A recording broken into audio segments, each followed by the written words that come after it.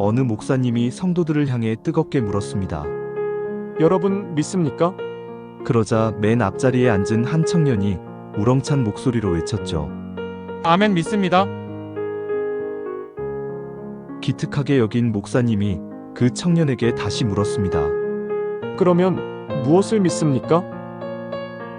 잠시 머뭇거리던 청년은 자신있게 대답했습니다. 저는 목사님이 믿는 것을 믿습니다.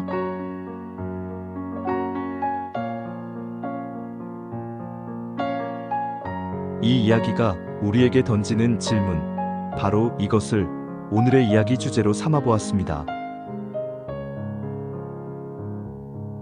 믿습니다라는 이 강력한 망치는 분명 신앙의 문을 여는 귀한 도구입니다. 하지만 우리 앞에 놓인 삶이라는 집을 지을 때 망치 하나만으로는 부족합니다. 나무를 자를 땐 톱이, 나사를 조일 땐 드라이버가 필요하기 때문이죠. 안녕하세요. 책과 신앙입니다. 오늘은 우리의 신앙이라는 연장통을 열어 그 안에 담겨져 있는 15가지의 놀라운 믿음의 도구들을 하나씩 꺼내 그 사용법을 알아보려고 합니다. 이 도구들을 제대로 사용할 때 우리는 비로소 삶의 어떤 문제 앞에서도 당황하지 않고 견고하고 아름다운 믿음의 집을 지어갈 수 있게 될 것입니다. 이제 믿습니다를 넘어서는 성숙한 믿음의 여정, 그 첫걸음을 시작하겠습니다.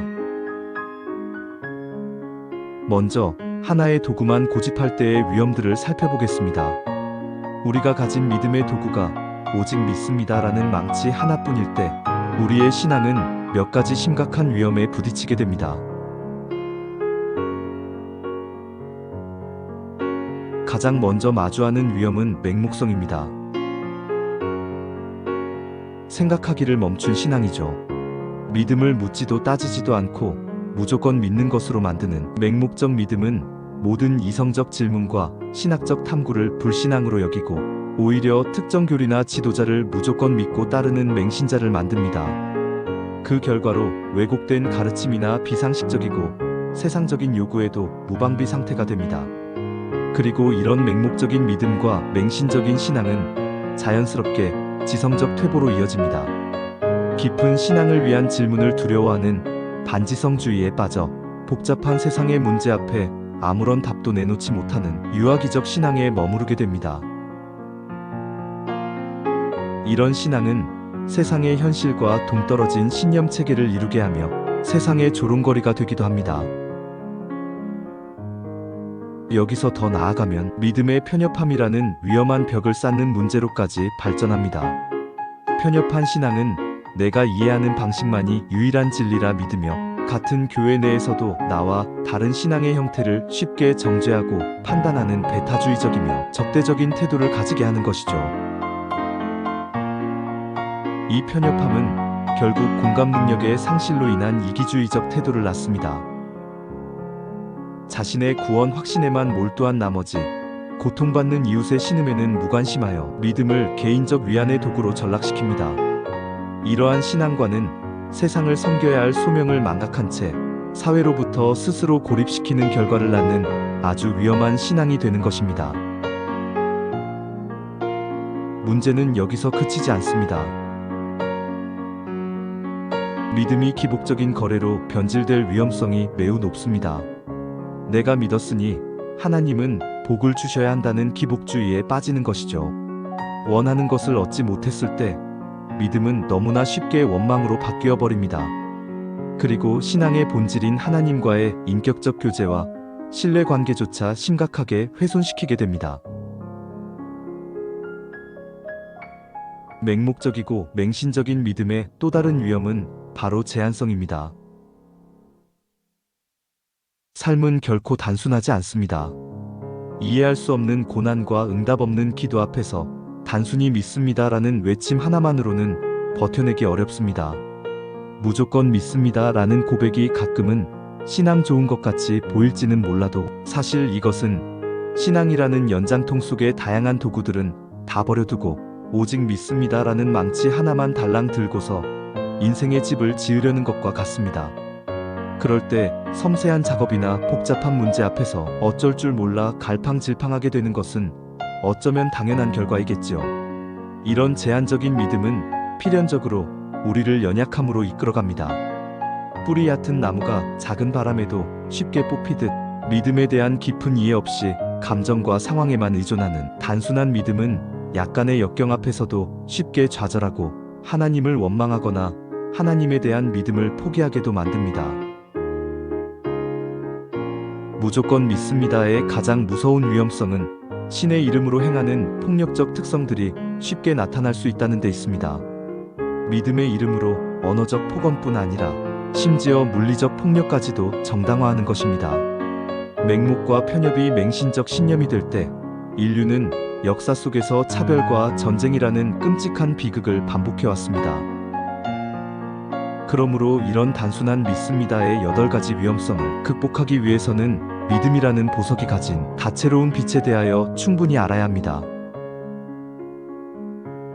그렇다면 이제 참된 믿음이 가진 풍성하고 다양한 얼굴들을 하나씩 탐색하며 그 깊고 넓은 믿음의 세계로 함께 나가보실까요? 자, 이제 믿음의 연장통을 열어서 살펴본 위험들을 극복하게 해줄 놀라운 도구들을 하나씩 살펴보겠습니다. 믿음이라는 프리즘이 품고 있는 다채로운 빛깔들을 함께 마주할 준비가 되셨나요? 처음 꺼낸 믿음의 도구는 순종의 색을 가졌네요. 이 순종의 빛은 신뢰의 역동적인 표현입니다. 순종은 마치 오케스트라 단원이 지휘자의 손짓에 담긴 비전을 완전히 믿고 자신의 파트를 기꺼이 그의 지휘를 따라 녹여냄으로써 아름다운 하모니를 만들어내는 것과 같은 것입니다. 여기 다른 믿음의 도구는 기다림이라는 색채를 품고 있군요. 이 놀라운 색채는 시간 속에서 피어나는 신뢰의 빛깔입니다. 씨앗을 심은 농부가 땅 속의 변화를 볼 수는 없지만 때가 되면 싹이 트고 열매 맺을 것을 믿고 기다리는 것처럼 말이죠. 이 기다림은 결코 수동적으로 대기하고 있는 것이 아니라 소망을 품고 결실을 준비하는 가장 능동적인 시간입니다. 조급하고 불안한 세상의 상황 속에서도 하나님의 때를 재촉하며 안다라는 것이 아니라 하나님의 완벽한 타이밍을 신뢰하며 잠잠히 기다리는 아주 멋진 색채입니다. 이 기다림 속에서 믿음은 인내라는 다이아몬드 같은 빛을 발합니다. 인내는 단순히 이를 악물고 참는 것이 아니라 그 끝에 있을 영광을 바라보는 거룩한 끈기로 온갖 역경을 기쁨과 감사로 견뎌내는 다이아몬드와 같은 강력한 빛이고 힘이지요. 마치 욥이 극심한 고통 속에서도 하나님을 향한 신뢰를 놓지 않았던 것처럼 인내는 이해할 수 없는 고난의 밤을 통과하게 하는 외로운 섬의 등대와도 같다고 할 수 있겠습니다. 인내하는 믿음은 기대와 확신이라는 찬란한 눈을 갖게 합니다. 이 눈은 보이지 않는 것을 보게 하는 놀랍고 강력한 눈입니다. 이 기대와 확신의 눈은 고통스러운 현재 상황 너머의 가능성을 봅니다. 눈앞에 텅 빈 잔이 채워지는 것을 보며 칠흑 같은 어둠 속에서도 다가올 새벽의 빛을 보는 놀라운 능력입니다. 다음으로 꺼내볼 믿음의 도구는 꽉 쥔 두 손을 펴는 맡김의 용기입니다. 내 힘으로 해결하겠다며 붙들고 있던 문제와 염려를 하늘을 향해 손바닥을 펴고 그분께 온전히 올려드리는 겸손함의 용기입니다. 이는 내 삶의 운전대를 기꺼이 넘겨드리는 신뢰이며 그 안에서 비로소 우리는 참된 자유의 숨을 쉬게 됩니다. 물론 믿음의 핵심에는 살아있는 관계가 있습니다. 딱딱한 교리가 아닌 사랑과 신뢰에 기반한 인격적인 교제 속에서 우리는 하나님의 성품을 깊이 알아갑니다. 마치 아주 친한 친구와 삶의 희로애락을 나누고 깊은 대화를 하듯 관계라는 믿음의 핵심적 도구를 사용하여 우리는 하나님과 마음을 열고 소통하는 것입니다. 지식적인 동의를 넘어 사랑과 신뢰에 기반한 살아있는 연결 속에서 친밀한 관계를 이어가는 것입니다. 그리고 이 관계는 우리에게 행동하는 용기를 줍니다. 행함이 없는 믿음은 죽은 것이라는 말씀처럼 진정한 믿음은 우리를 안주하게 하는 마취제가 아니라 세상의 불의에 맞서 담대하게 나아가게 하는 원동력입니다. 다윗이 거인 골리앗 앞에 섰을 때 그의 손에는 물맷돌만 있었지만 마음에는 하나님을 향한 견고한 믿음이 있었습니다. 그 믿음이 불가능해 보이는 상황 속에서도 담대하게 나아가는 용기를 주었고 결국 승리를 일궈냈던 것입니다.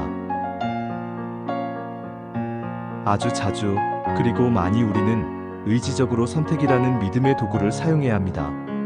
우리의 감정, 상황, 이성과 상관없이 진리를 붙들고 하나님을 신뢰하기로 결단하는 의지적 선택을 해야 한다는 말입니다. 여호수아가 이스라엘 백성 앞에서 너희가 섬길 자를 오늘 택하라. 오직 나와 내 집은 여호와를 섬기겠노라라고 선포했을 때 이는 감정적인 고백을 넘어선 의지적 선택이었습니다.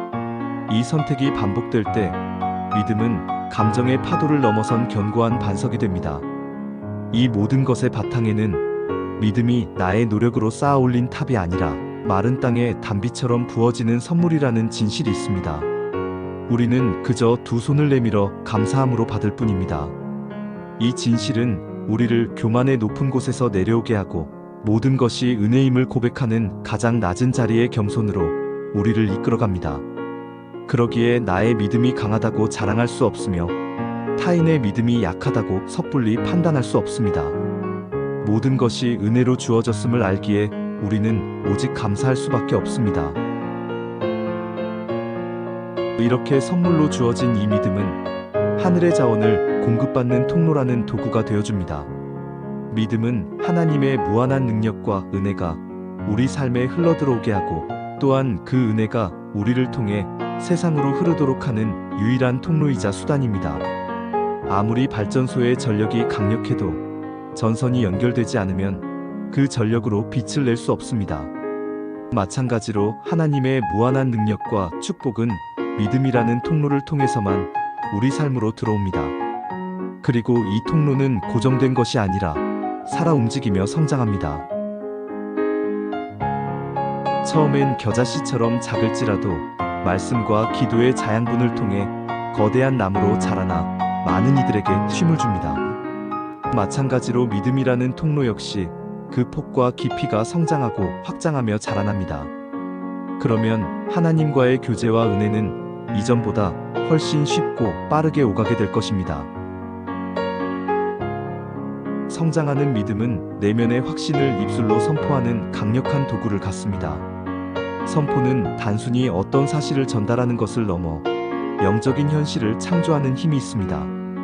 부정적인 현실 앞에서도 하나님의 약속을 선포할 때 이 선포라는 믿음의 도구는 현실을 재정의하고 창조하는 엄청난 능력을 발휘합니다.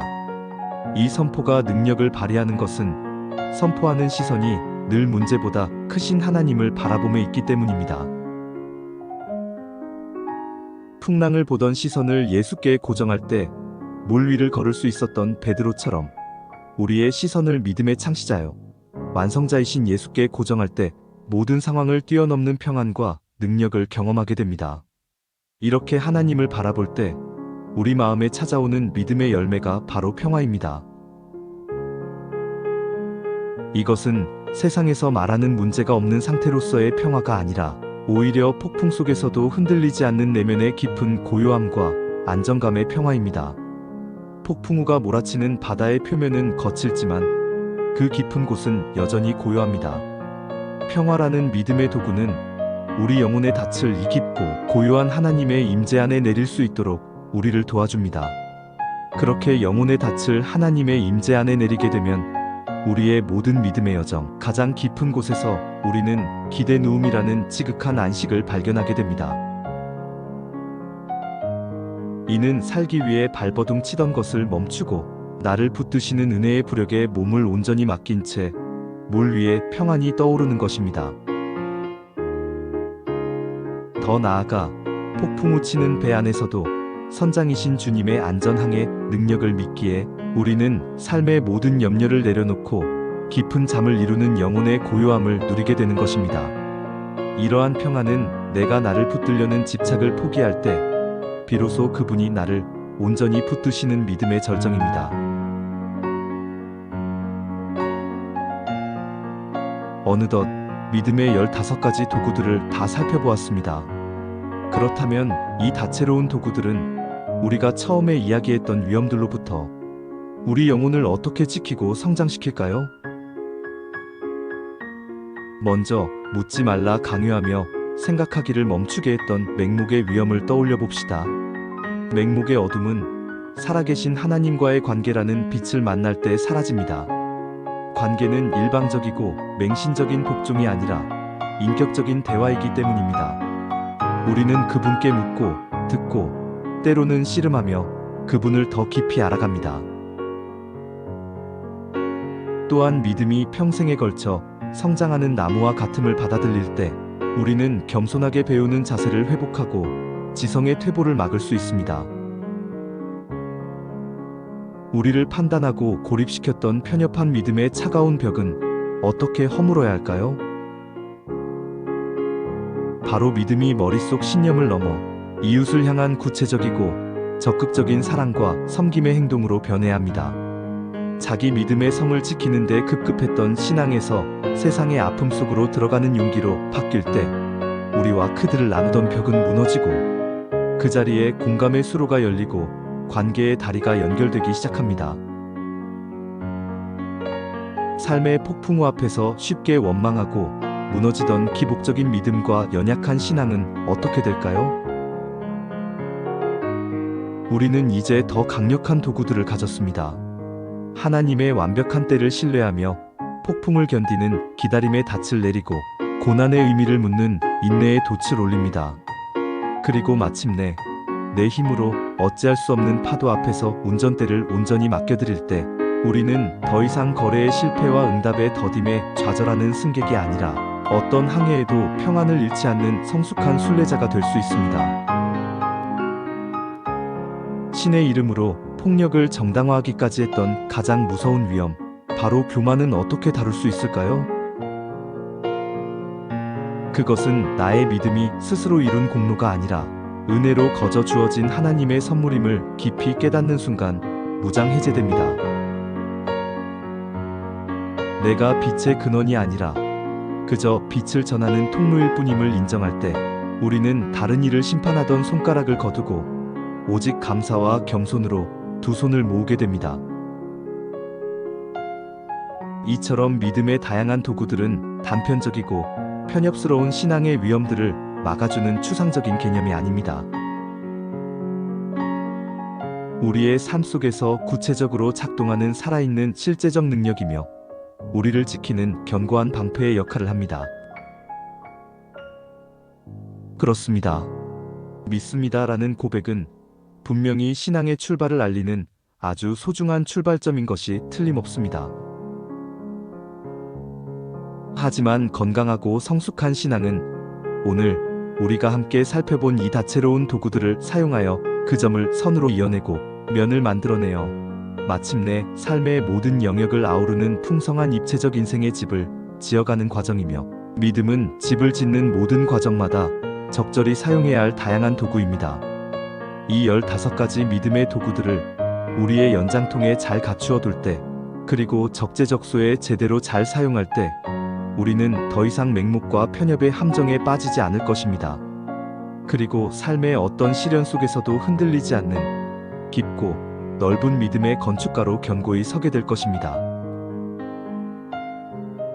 이것이야말로 진정을 살아있어 나를 역동적으로 살리고 세상을 이롭게 하는 참된 능력으로서의 믿음의 삶이자 신앙이 되는 것입니다. 오늘 믿습니다라는 맹목적이며 맹신적인 신앙 고백에 대한 성찰은 우리의 믿음을 다시 돌아보게 하는 귀한 시간이 되었습니다. 이 귀한 탐구의 여정에 함께 해주셔서 감사드립니다. 다음에 더 좋은 내용으로 만나기를 기대합니다. 책과 신앙이었습니다.